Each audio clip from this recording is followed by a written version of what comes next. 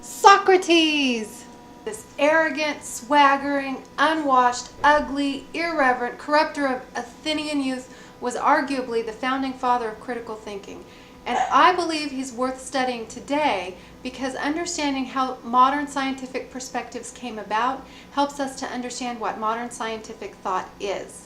So, in talking about Socrates, two phrases come up again and again. The first is the Socratic Problem, and the second is called the Socratic Method.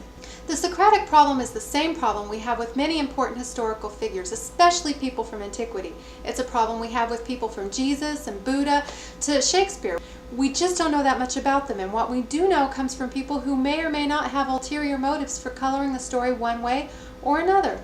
What we know about Socrates, we know about from Athenian playwrights who didn't like Socrates very much, and also from Plato. Now, Plato was a pretty shrewd fella, and it's likely that he used his dialogues as an opportunity to further his own ideas. Even taking that into account, there are two other problems. Socrates varied his tone and methods for his audience. He might be all hoity-toity and erudite for a scholar, but for workmen he was a lot more practical. And the other problem is sometimes called irony, although that doesn't really seem to be quite the right translation. I think it might also be called sarcasm. Like a lot of really smart men, Socrates sometimes said things he didn't really mean in a way that made it clear he didn't really mean them. And this infuriated a lot of people and also made it hard sometimes to take him seriously. The other thing that pissed people off was the Socratic Method.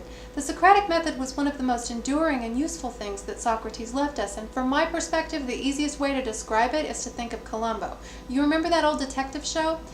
Columbo went around asking people lots of questions, and he would solve crimes by asking people questions until he tripped them up in inconsistencies. Socrates did this, but not with crime. He did this with ideas like courage and virtue and religion.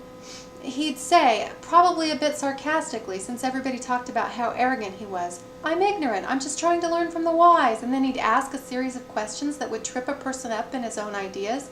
If you've ever been the victim of this kind of thing, then you know how embarrassing that can be. He made lots of friends, but he also made a lot of enemies. In the end, he was executed for corrupting youth and not believing in the gods. He professed that he did believe in the gods, but maybe his sarcasm bent him back and no one believed him. He often spoke in admiration of Sparta, and Athens was at war with Sparta.